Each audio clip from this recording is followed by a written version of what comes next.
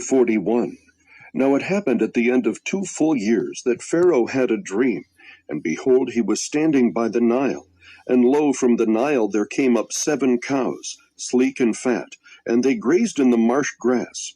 Then behold, 7 other cows came up after them from the Nile, ugly and gaunt, and they stood by the other cows on the bank of the Nile. The ugly and gaunt cows ate up the 7 sleek and fat cows. Then Pharaoh awoke. He fell asleep and dreamed a second time.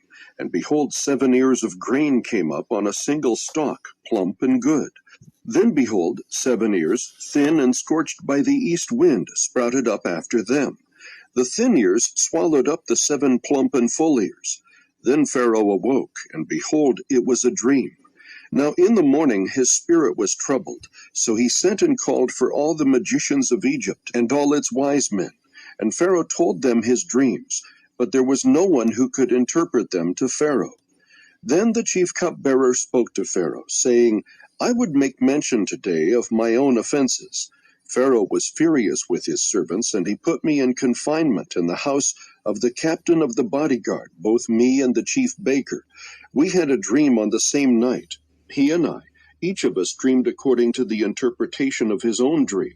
Now a Hebrew youth was with us there, a servant of the captain of the bodyguard, and we related them to him, and he interpreted our dreams for us.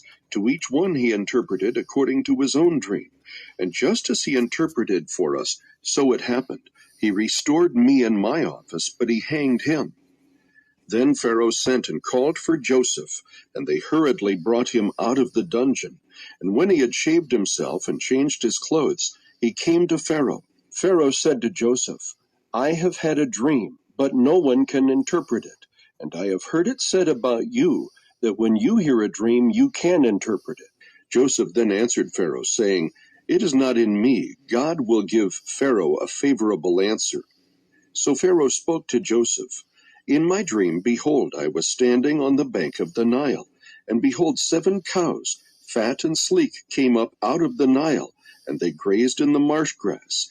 Lo, 7 other cows came up after them, poor and very ugly and gaunt, such as I had never seen for ugliness in all the land of Egypt. And the lean and ugly cows ate up the first 7 fat cows. Yet when they had devoured them, it could not be detected that they had devoured them, for they were just as ugly as before. Then I awoke.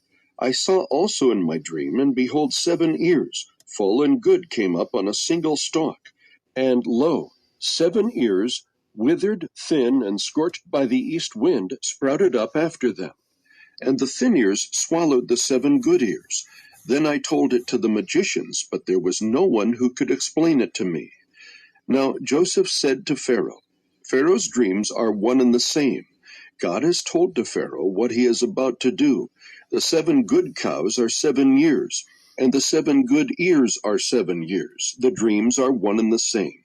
The 7 lean and ugly cows that came up after them are 7 years, and the 7 thin ears, scorched by the east wind, will be 7 years of famine.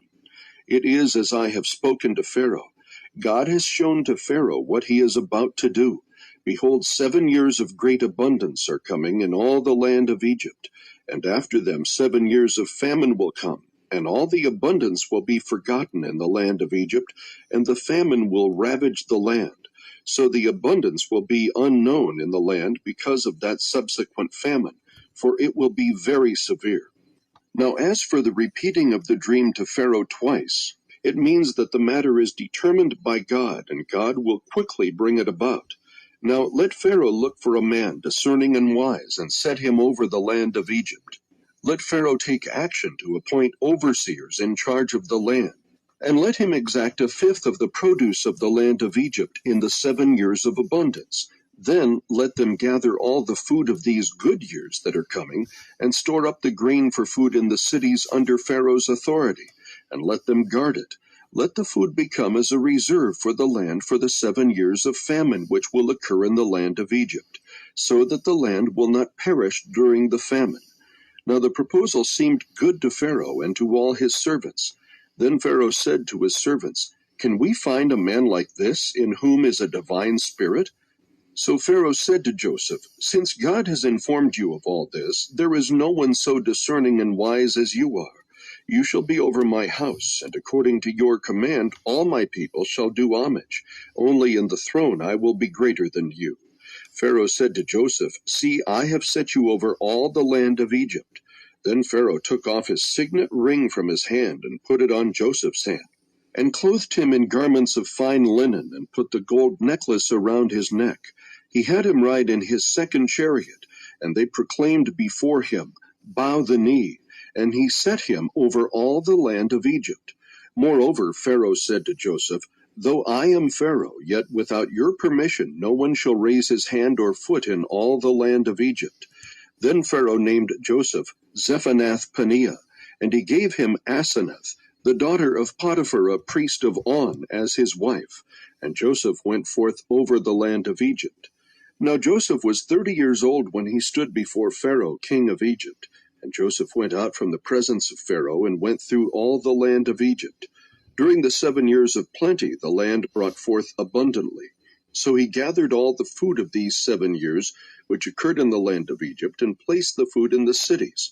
He placed in every city the food from its own surrounding fields. Thus Joseph stored up grain in great abundance, like the sand of the sea, until he stopped measuring it, for it was beyond measure. Now before the year of famine came, 2 sons were born to Joseph, whom Asenath, the daughter of Potiphar, a priest of On, bore to him. Joseph named the firstborn Manasseh, for he said, "God has made me forget all my trouble and all my father's household." He named the second Ephraim, for he said, "God has made me fruitful in the land of my affliction." When the 7 years of plenty which had been in the land of Egypt came to an end, and the 7 years of famine began to come, just as Joseph had said, then there was famine in all the lands, but in all the land of Egypt there was bread. So when all the land of Egypt was famished, the people cried out to Pharaoh for bread.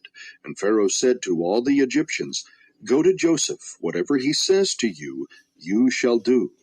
When the famine was spread over all the face of the earth, then Joseph opened all the storehouses, and sold to the Egyptians, and the famine was severe in the land of Egypt. The people of all the earth came to Egypt to buy grain from Joseph, because the famine was severe in all the earth. Chapter 42. Now Jacob saw that there was grain in Egypt, and Jacob said to his sons, "Why are you staring at one another?" He said, "Behold, I have heard that there is grain in Egypt. Go down there and buy some for us from that place, so that we may live and not die." Then 10 brothers of Joseph went down to buy grain from Egypt. But Jacob did not send Joseph's brother Benjamin with his brothers, for he said, "I am afraid that harm may befall him." So the sons of Israel came to buy grain among those who were coming, for the famine was in the land of Canaan also. Now Joseph was the ruler over the land. He was the one who sold to all the people of the land. And Joseph's brothers came and bowed down to him with their faces to the ground. When Joseph saw his brothers, he recognized them, but he disguised himself to them and spoke to them harshly. And he said to them, "Where have you come from?" And they said, "From the land of Canaan to buy food." But Joseph had recognized his brothers, although they did not recognize him. Joseph remembered the dreams which he had about them, and said to them, "You were spies. You have come to look at the undefended parts of our land." Then they said to him, "No, my lord, but your servants have come to buy food. We are all sons of one man. We are honest men. Your servants are not spies." Yet he said to them, "No, but you have come to look at the undefended parts of our land." But they said, "Your servants are 12 brothers in all, the sons of one man in the land of Canaan. And behold, the youngest is with our father today, and one is no longer alive." Joseph said to them, "It is as I said to you. You were spies. By this you will be tested, by the life of Pharaoh. You shall not go from this place unless your youngest brother comes here. Send one of you that he may get your brother, while you remain confined, that your words may be tested, whether there is truth in you. But if not, by the life of Pharaoh, surely you are spies." So he put them all together in prison for 3 days. Now Joseph said to them on the 3rd day, Do this and live, for I fear God. If you are honest men, let one of your brothers be confined in your prison. But as for the rest of you, go, carry grain for the famine of your households, and bring your youngest brother to me, so your words may be verified, and you will not die. And they did so. Then they said to one another, Truly we are guilty concerning our brother, because we saw the distress of his soul when he pleaded with us, yet we would not listen. Therefore this distress has come upon us. Reuben answered them, saying, Did I not tell you, do not sin against the boy? And you would not listen. Now comes the reckoning for his blood. They did not know, however, that Joseph understood, for there was an interpreter between them. He turned away from them and wept, but when he returned to them and spoke to them, he took Simeon from them and bound him before their eyes. Then Joseph gave orders to fill their bags with grain, and to restore every man's money in his sack, and to give them provisions for the journey. And thus it was done for them. So they loaded their donkeys with their grain, and departed from there. As one of them opened his sack to give his donkey fodder at the lodging place, he saw his money, and behold, it was in the mouth of his sack. Then he said to his brothers, My money has been returned, and behold, it is even in my sack. And their hearts sank, and they turned trembling to one another, saying, What is this that God has done to us? When they came to their father Jacob in the land of Canaan, they told him all that had happened to them, saying, The man, the Lord of the land, spoke harshly with us, and took us for spies of the country. But we said to him, We are honest men, we are not spies. We are 12 brothers, sons of our father. One is no longer alive, and the youngest is with our father today in the land of Canaan. The man, the Lord of the land, said to us, By this I will know that you are honest men. Leave one of your brothers with me, and take grain for the famine of your households, and go. But bring your youngest brother to me, that I may know that you are not spies, but honest men. I will give your brother to you, and you may trade in the land. Now it came about as they were emptying their sacks, that behold, every man's bundle of money was in his sack. And when they and their father saw their bundles of money, they were dismayed. Their father Jacob said to them, You have bereaved me of my children. Joseph is no more, and Simeon is no more, and you would take Benjamin? All these things are against me. Then Reuben spoke to his father, saying, You may put my 2 sons to death, if I do not bring him back to you. Put him in my care, and I will return him to you. But Jacob said, My son shall not go down with you, for his brother is dead, and he alone is left. If harm should befall him on the journey you are taking, then you will bring my gray hair down to Sheol in sorrow. Chapter 43. Now the famine was severe in the land, so it came about when they had finished eating the grain which they had brought from Egypt, that their father said to them, Go back, buy us a little food. Judah spoke to him, however, saying, The man solemnly warned us, You shall not see my face unless your brother is with you. If you send our brother with us, we will go down and buy you food. But if you do not send him, we will not go down. For the man said to us, You will not see my face unless your brother is with you. Then Israel said, Why did you treat me so badly by telling the man whether you still had another brother? But they said, The man questioned particularly about us and our relatives, saying, Is your father still alive? Have you another brother? So we answered his questions. Could we possibly know that he would say, Bring your brother down? Judah said to his father Israel, Send the lad with me, and we will arise and go, that we may live and not die, we as well as you and our little ones. I myself will be surety for him. You may hold me responsible for him. If I do not bring him back to you and set him before you, then let me bear the blame before you forever. For if we had not delayed, surely by now we could have returned twice. Then their father Israel said to them, If it must be so, then do this. Take some of the best products of the land in your bags, and carry down to the man as a present a little balm and a little honey, aromatic gum and myrrh, pistachio nuts and almonds. Take double the money in your hand, and take back in your hand the money that was returned in the mouth of your sacks. Perhaps it was a mistake. Take your brother also, and arise, return to the man. And may God Almighty grant you compassion in the sight of the man, so that he will release to you your other brother and Benjamin. And as for me, if I am bereaved of my children, I am bereaved. So the men took this present, and they took double the money in their hand, and Benjamin. Then they arose and went down to Egypt, and stood before Joseph. When Joseph saw Benjamin with them, he said to his house steward, Bring the men into the house, and slay an animal, and make ready, for the men are to dine with me at noon. So the man did as Joseph said, and brought the men to Joseph's house. Now the men were afraid, because they were brought to Joseph's house, and they said, It is because of the money that was returned in our sacks the first time that we are being brought in, that he may seek occasion against us, and fall upon us, and take us for slaves with our donkeys.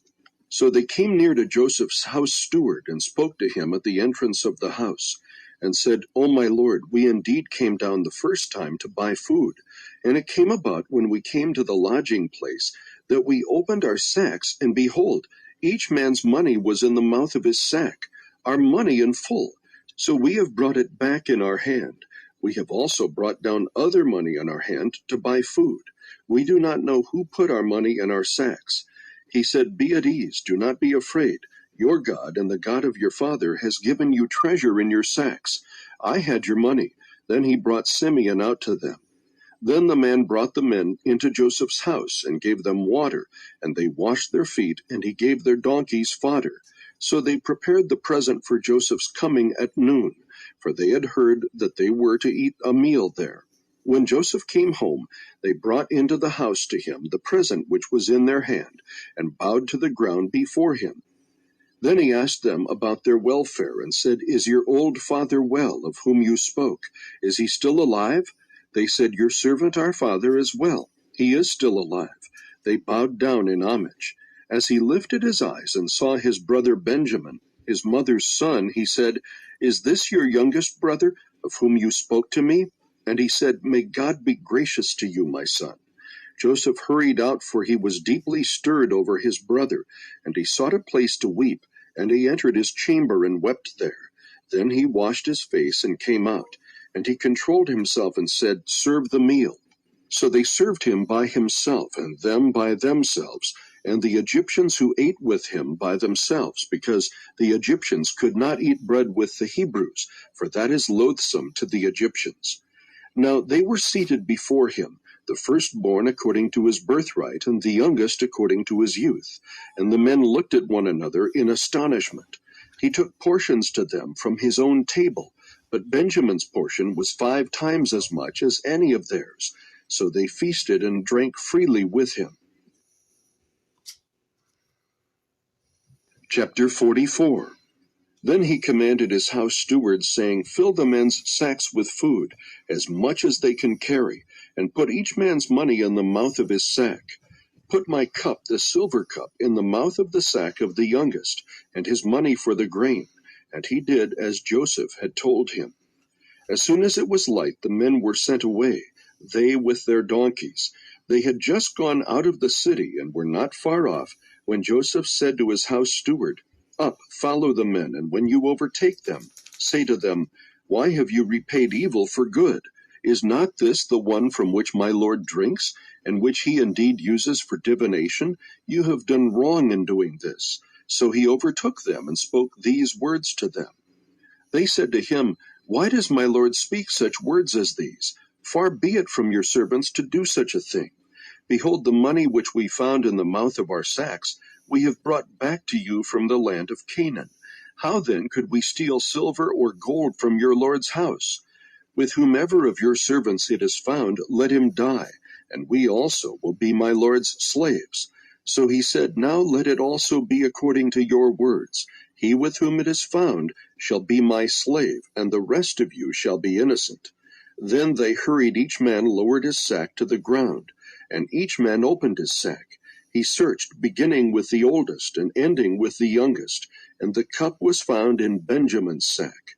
Then they tore their clothes, and when each man loaded his donkey, they returned to the city. When Judah and his brothers came to Joseph's house, he was still there, and they fell to the ground before him. Joseph said to them, What is this deed that you have done? Do you not know that such a man as I can indeed practice divination? So Judah said, What can we say to my lord? What can we speak? And how can we justify ourselves? God has found out the iniquity of your servants. Behold, we are my lord's slaves, both we and the one in whose possession the cup has been found. But he said, Far be it from me to do this. The man in whose possession the cup has been found, he shall be my slave. But as for you, go up in peace to your father. Then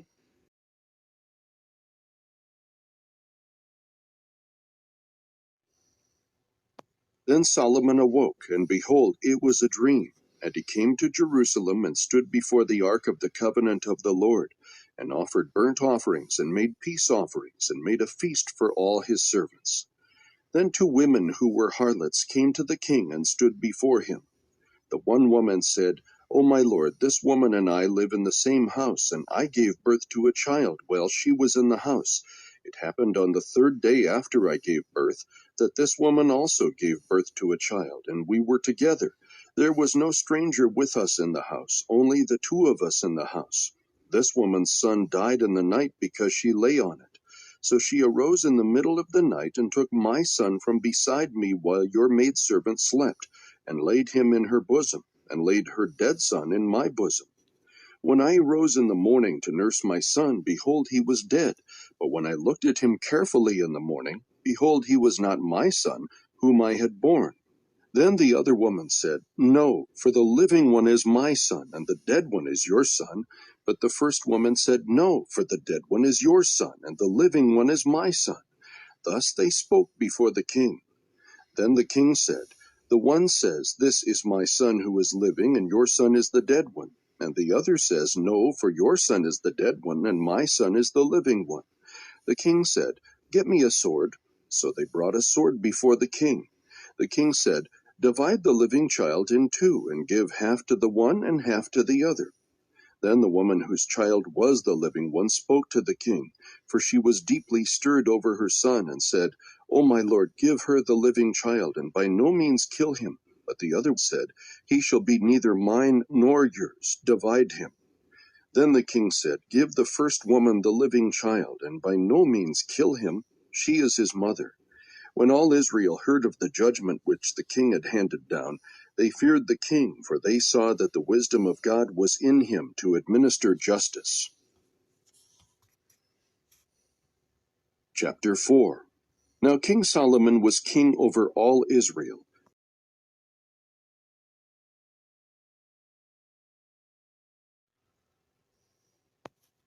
And behold, 2 of them were going that very day to a village named Emmaus, which was about 7 miles from Jerusalem. And they were talking with each other about all these things which had taken place. While they were talking and discussing, Jesus himself approached and began traveling with them. But their eyes were prevented from recognizing him. And he said to them, What are these words that you were exchanging with one another as you were walking? And they stood still, looking sad. One of them, named Cleopas, answered and said to him, Are you the only one visiting Jerusalem and unaware of the things which have happened here in these days? And he said to them, What things? And they said to him, The things about Jesus the Nazarene, who was a prophet, mighty in deed and word in the sight of God and all the people, and how the chief priests and our rulers delivered him to the sentence of death and crucified him. But we were hoping that it was he who was going to redeem Israel. Indeed, besides all this, it is the 3rd day since these things happened. But also some women among us amazed us, when they were at the tomb early in the morning, and did not find his body. They came, saying that they had also seen a vision of angels, who said that he was alive. Some of those who were with us went to the tomb and found it just exactly as the women also had said, but him they did not see. And he said to them, O foolish men, and slow of heart to believe in all that the prophets have spoken. Was it not necessary for the Christ to suffer these things and to enter into his glory? Then, beginning with Moses and with all the prophets, he explained to them the things concerning himself in all the scriptures. And they approached the village where they were going, and he acted as though he were going farther. But they urged him, saying, Stay with us, for it is getting toward evening, and the day is now nearly over. So he went in to stay with them.